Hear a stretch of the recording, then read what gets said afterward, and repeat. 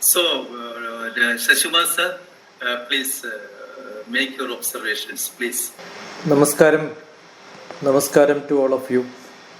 It's a 3-day international conference on Hindu Dharma and the emerging global challenges. I've been listening for the last 3 days. Maybe some interruption happened because of some net failure, power failure and all that. It's a beautiful initiative by Shantigiri, as usual, by Professor Gopinath ji. And I'm sure always, like Banaras Hindu University, the Hindu Studies, the new initiative, Varanasi is the strength of India actually. So I'm so glad that we have the collaboration with such a wonderful institute, AIPI. And Swamiji Namaskaram, the Veda Research Institute Tiruvannamalai is maybe most powerful group of people. I'm sure all this coordination happened because of Professor Bhadji's initiative. I know that my brother Professor N. Radhakrishnan, the others who are not Keralates must know N is a beautiful initial for people because N means mine. It's my Radhakrishnan. So I met Professor Radhakrishnan in 2007 in Calicut University. Then we had a workshop together in 2015 after 7 years. And now after 7 years, I am seeing him on a webinar. We have a great deliberation on Hindu Dharma. It's like a big elephant looking from different sides. We can talk about different things. My brother Lakshmikant ji made a beautiful presentation on something. Earlier, all the speakers have got beautiful, spectacular views of what happened. I only found that only very few, maybe 20% of the presentations have gone to what are the offerings what Hindu Dharma can do. What are the global challenges we are facing?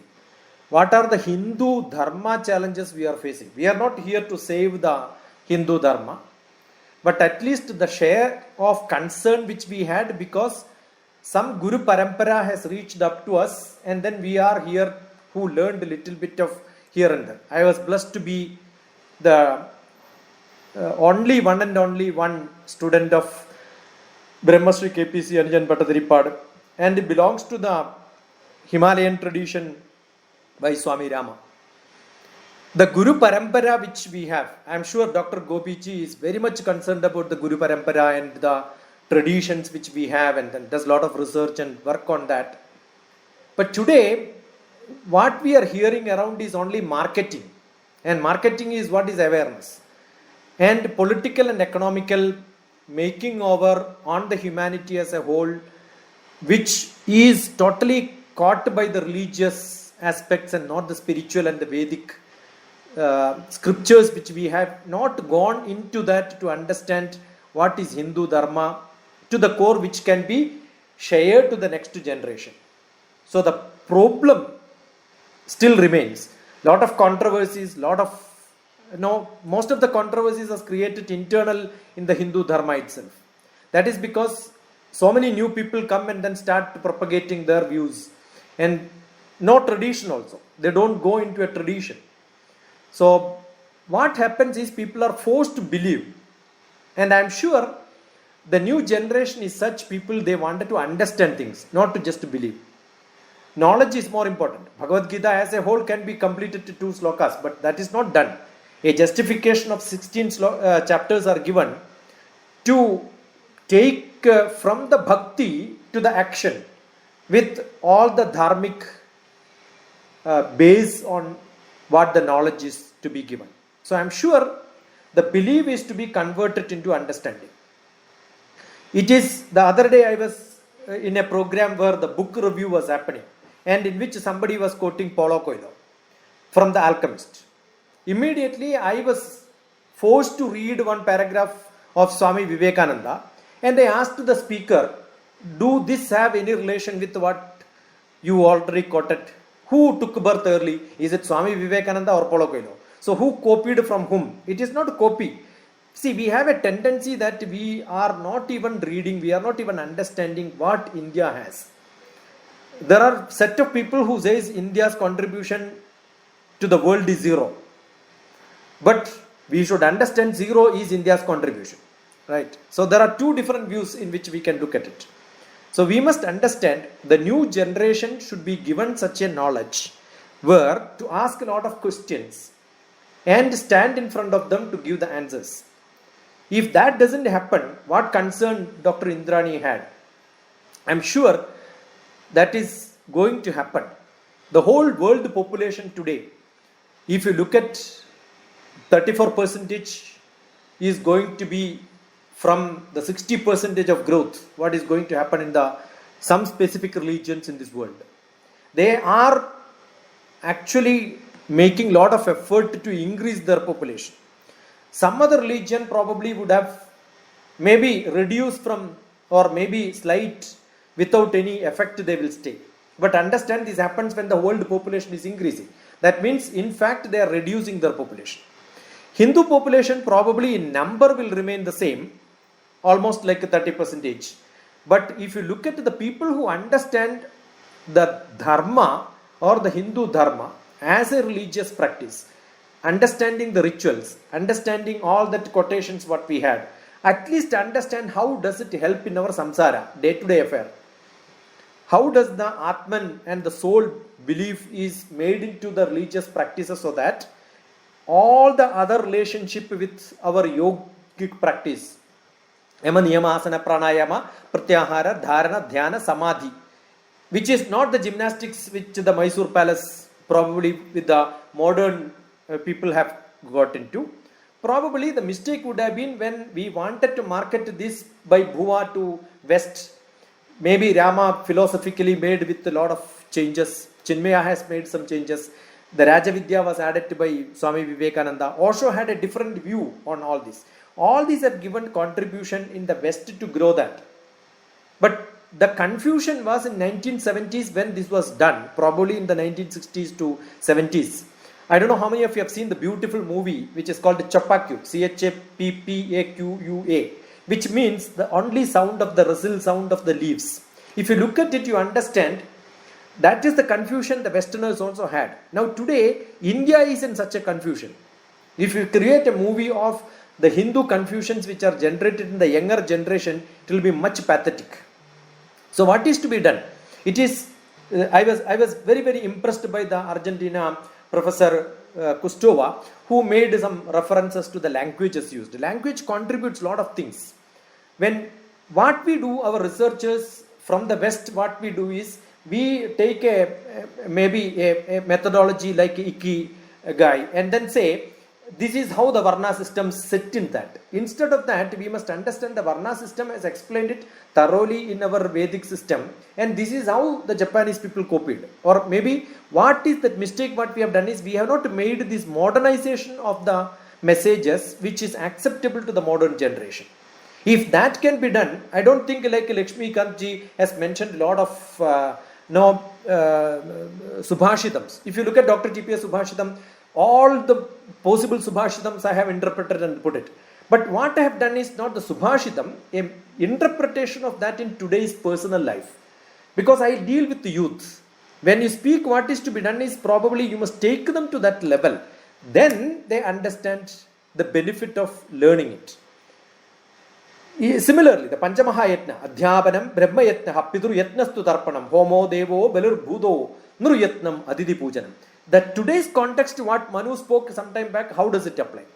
The Sattvic, Rajasic, Tamasic, in the concept of Ayurveda, with the Vada, Pitta, Kapha, how the combination happens, how my emotional, intellectual, social and physical and spiritual level can be improved with all the Panchendriyas, reacting to the 5 elements in the world, Panchabhutas. How my karma is going to affect so that I can perform well. The idea is change my attitude, my value system, my skill along with the environment. Both internal to the external with the supportive behavior pattern which I can make it with the value system, with the role and the goal which I have set in my life. If this can be made into a good combination, I am sure all that great effect which we can have from the Vedic tradition, from the Bharatiya Dharma, from the Hindu Dharma can be taken to the next generation. Otherwise, I am sure we are only talking about blah blah blah, which most of the people must have heard it repeatedly many times and many times. Charvida Charvanam with nothing makes a sense. The topic title was beautiful. I wanted to make this concern very sure that what are we going to give? Forget about the world. What are we going to give to our own kids in this country? Our own people who have taken birth by chance in the Hindu Dharma, who are going to be non-believers in the next millennium. Forget about what is going to happen in the next decade. Nothing much may happen because we are all alive. They will have some sort of hearing at least. But if this doesn't take as a concern, if this concern is not shared to the next generation, I am not here to give the lessons and the knowledge. The concern need to be shared to the next. It is not very far. It is exactly 100 years back. I am sure all the Calcutta people, Bengali people must be proud when North Bengal University was not there, only one Calcutta University was there. Philosophy department professor S. Radhakrishnan, he was not a professor at that time, he was a young lecturer. He published a beautiful article on the Hindu Dharma. I don't know how many people here, philosophy people, would have read it. If they would have read, they would have referred that in this seminar. The International Journal of Ethics, the University of Chicago Press, 1922, I remember exactly 100 years back. He have this greatest concern and he says, it has been the privilege or the misfortune of India to be faced with serious racial and religious crisis. Are we out of that after 100 years? We are still talking about the same. We have same thing to speak about Makkale, what has happened in the invasion, what we lost. We are trying to take back what we lost some time back with the new legislation, etc., etc. I think it's right time, or it is late for all of us. Get into the root and do a real desire. Kama is there, the desire to share this concern is there. But artha, the real means of getting it done through the dharmic way, if it is not there, we are not going to get our moksha. So the kama is what is making this webinar to happen. But the artha, the means of which is being done, is not doing the same exercise of talking on the same concept, same purvika, charvida charvanam. I think we should get into what is going to do, as that is what our dharma. If we can do that, we are all can be happy after some time at least. Or maybe the next generation can live not with this concern and worries and prejudice. Maybe they understand it right way and then have a better life. This is what I have to submit. Thank you, Namaskar, Professor Bhadji and Swamiji and Gopinathji for this opportunity given to me. Yeah. Namaskar. So thank you, Professor TPS Shimardi. And I think many of you know that he is a space scientist and he is a non-educator, educationalist and a mentor. And he trains thousands of students across the world. And therefore he is highly exposed to these modern developments and knowledge systems. And his plain speaking make it clear his concern towards the emerging scenario and what we are expected, what we should do, how our response should be, what should be our response to this emerging crisis issues. It is what he underlined. So we shall finish our this session.